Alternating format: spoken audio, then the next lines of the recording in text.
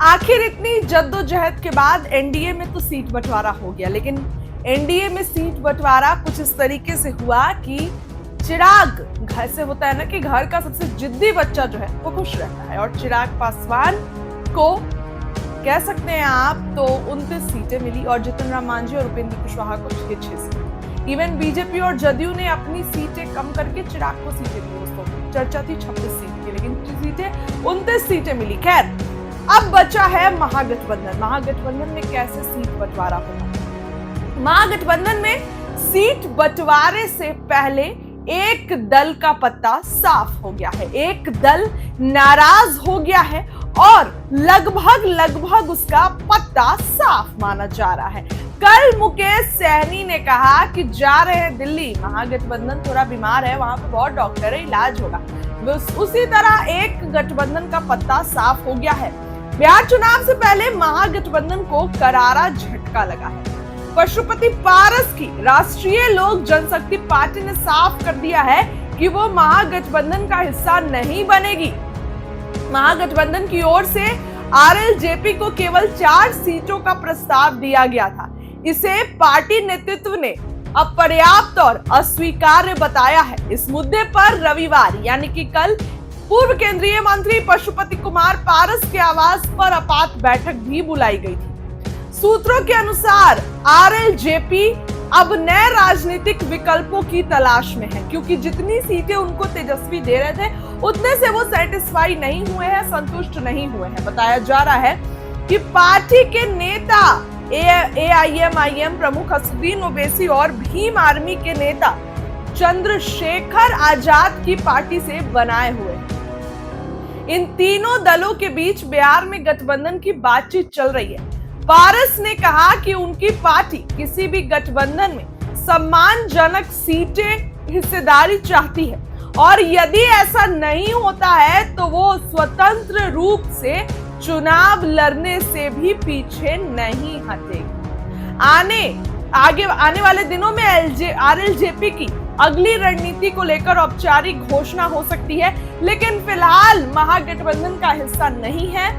उन्होंने मना कर दिया है और उन्होंने कहा कि जो 4 सीटें दे रहे थे वो अस्वीकार्य है और सेटिस्फाइड नहीं है।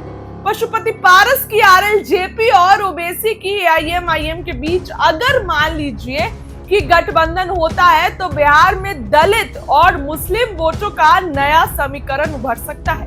चुनाव से ठीक पहले यह गठबंधन एनडीए और महागठबंधन दोनों की रणनीति को प्रभावित करने वाला है। बिहार विधानसभा चुनाव का जो है वो 2 फेज में होगा। पहले फेज का मतदान 6 तारीख को और दूसरे फेज का 11 तारीख को, और परीक्षा का दिन यानी कि वोटों की गिनती 14 नवंबर को होगी। सूत्रों के मुताबिक पशुपति पारस की पार्टी को लालू यादव में आरजेडी में विलय होने का प्रस्ताव दिया गया था। इस वजह से पार्टी के संसदीय दल के नेता सूरजभान सिंह अपने परिवार के साथ आरजेडी में शामिल होने वाले थे।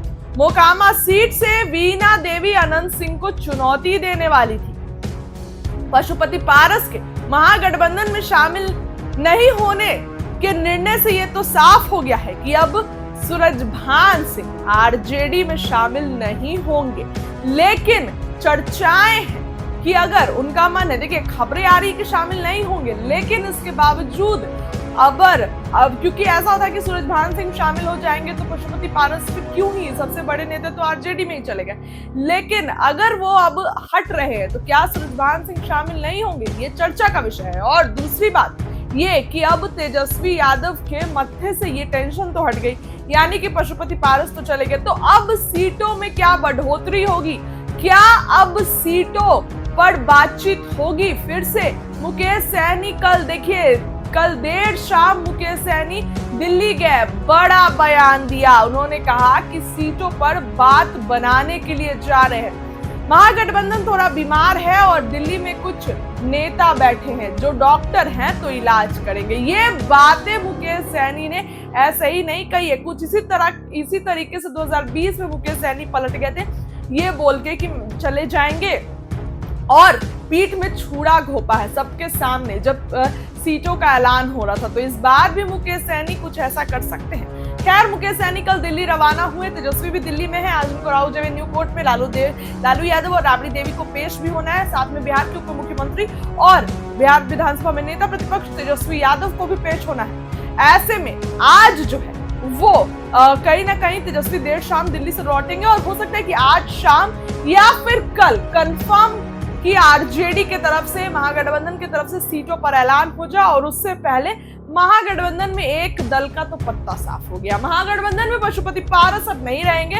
उन्होंने सीटों के ऑफर को ठुकरा दिया है, कह दिया है कि इतनी सीटें नहीं चाहिए हमको, अस्वीकार है। चर्चा है एआईएमआईएम के साथ जाएंगे। दलित और मुस्लिमों का एक बड़ा वोट बैंक, एक अलग समीकरण उभरेगा। इस बार बिहार चुनाव बिल्कुल आसान नहीं होने वाला है, कांटे की टक्कर होने वाली है। फिलहाल इस खबर के लिए इतना ही। आपको क्या लगता है, क्या मुकेश सहनी अंत तक रहेंगे महागठबंधन में? कमेंट में जरूर लिखिए। कोई तकलीफ की बात नहीं है, सब सही है। नौकरी देने के बाद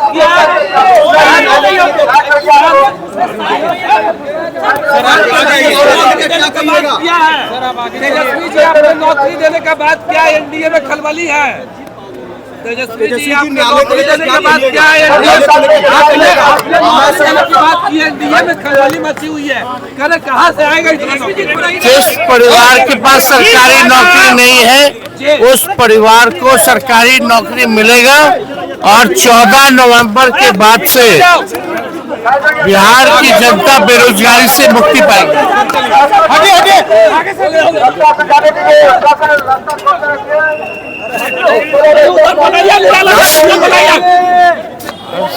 कोई तकलीफ की बात नहीं है, सब सही है। तेजस्वी जी आपने नौकरी देने के बाद क्या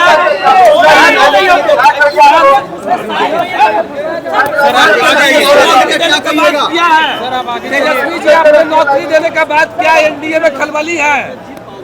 तेजस्वी जी आपने नौकरी देने के बाद क्या एनडीए में खलबली मची हुई है? करे कहाँ से आएगा? जिस परिवार के पास सरकारी नौकरी नहीं है उस परिवार को सरकारी नौकरी मिलेगा और 14 नवंबर के बाद से बिहार की जनता बेरोजगारी से मुक्ति पाएगी।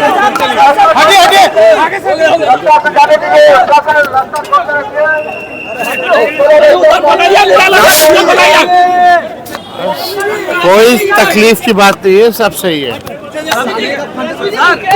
तेजस्वी जी आपने नौकरी देने के बाद क्या